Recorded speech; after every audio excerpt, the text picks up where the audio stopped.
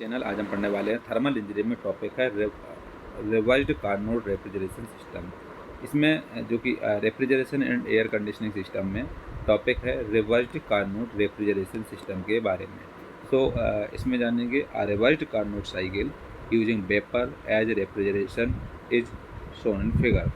Revised Carnot cycle होता है, इसको हम वेपर रेफ्रिजरेंट साइकिल भी बोलते हैं।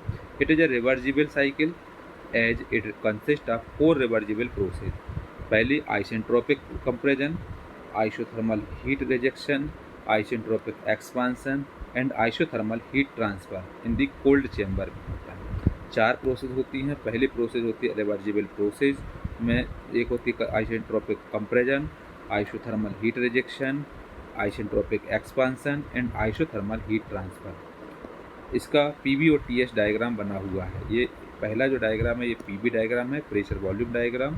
ये है TS diagram, temperature entropy diagram. Pressure volume में प्रेशर इसमें वर्टिकल रहेगा और वॉल्यूम इसमें हॉरिजॉन्टली रहेगा। इसमें जो पॉइंट होते हैं 1 से 2, 2 से 3, 3 से 4।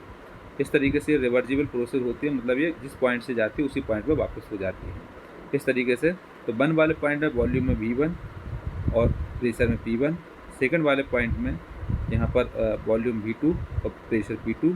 थर्ड वाले पॉइंट में इसमें आएगा V3 वॉल्यूम और P3 प्रेशर। फोर्थ वाले पॉइंट में आएगा P4 प्रेशर और V4 वॉल्यूम। तो इसको मिला करके क्या हो जाएगा, ये होगा PV डायग्राम।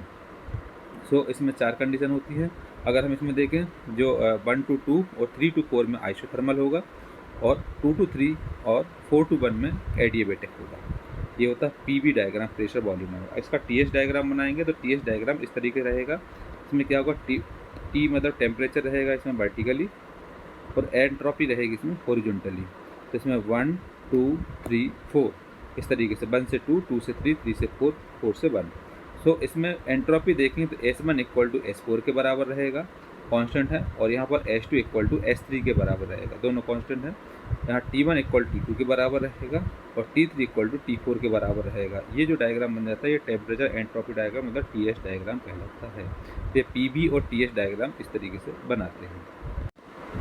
चार प्रोसेस में पहली प्रोसेस है प्रोसेस नंबर 1, प्रोसेस होगी 1 से 2।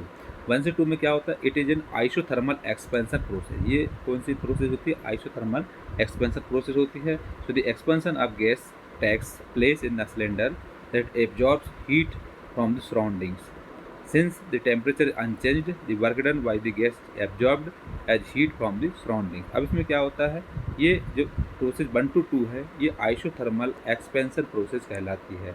इसमें क्या होता है, गैस एक्सपांसन होती है, टेक द सिलेंडर, और इसमें हीट एब्जॉर्ब करती है। तो इसमें P1 V1 = C रहेगा, कांस्टेंट रहेगा। प्रेशर और वॉल्यूम जो रहेगा वो कांस्टेंट रहेगा। इंटरनल एनर्जी ΔU = 0 रहेगा और जो टेम्परेचर डिफरेंस है वो = 0 रहेगा। इसमें टेम्परेचर डिफरेंस नहीं होगा और इंटर एनर्जी में डिफरेंस नहीं होगा और साथ ही साथ प्रेशर 1 और के जो प्रेशर वॉल्यूम है वो कांस्टेंट रहेगा। P1 V1 = C, ΔU = 0 और ΔT = 0 रहेगा प्रोसेस 1 to 2 में। फिर आता है प्रोसेस 2 to 3। प्रोसेस 2 to 3 में क्या होता है, इस प्रोसेस को हम आइसेंट्रोपिक कंप्रेशन प्रोसेस कहते हैं। Compression of gas takes place in cylinder which is perfectly insulated from the surroundings, therefore work done on the gases. तो ये हो जाएगा P2 V2 / गामा = C रहेगा। हीट इसमें Q2 to 3 = 0, एंट्रोपी ΔS = 0 के बराबर। स्पेसिफिक वर्क क्या हो जाएगा, W1 to 2 to 3 = -P2 V2 - P3 V3 upon gamma -1। यहाँ हो जाएगा -R T2 - T3 upon gamma -1। इसको लिख सकते हैं -U2 - U3 मतलब -CV T2 - T3 के बराबर। ये होता है process 2 to 3। Process 3 to 4। Process 3 to 4 में क्या होगा, इस प्रोसेस को हम आइसोथर्मल कंप्रेशन प्रोसेस कहते हैं।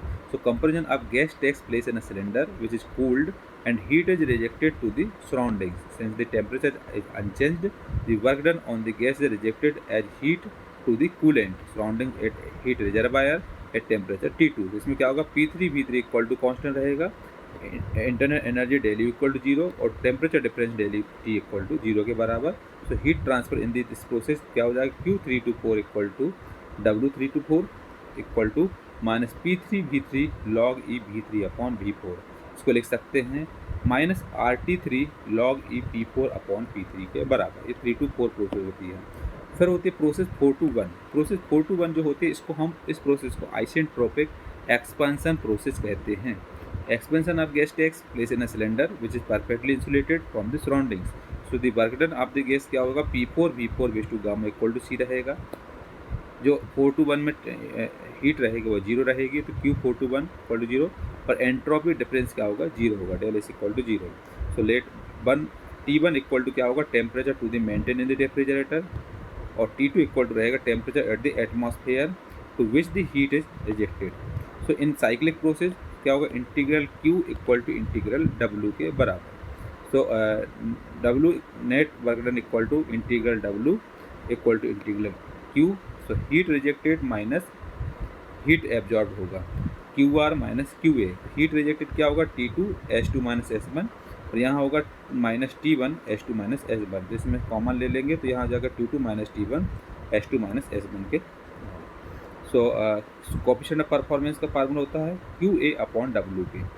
सो QA कितना है, एब्जॉर्ब कितना है, हीट एब्जॉर्ब कितनी हो रही है, वो T1 upon H2 minus S1 upon T2 minus T1 into H2 minus S1। तो इससे ये कैंसिल हो गया, बचा क्या, T1 upon T2 minus T1, जहाँ पर T2 ग्रेटर दोनों होगा T1 से। तो इसमें जो वर्क डन है ये फार्मूला होगा इसमें कोएफिशिएंट ऑफ परफॉर्मेंस निकालने का रिवर्सिबल का साइकिल के लिए, T1 upon T2 minus T1 के बराबर।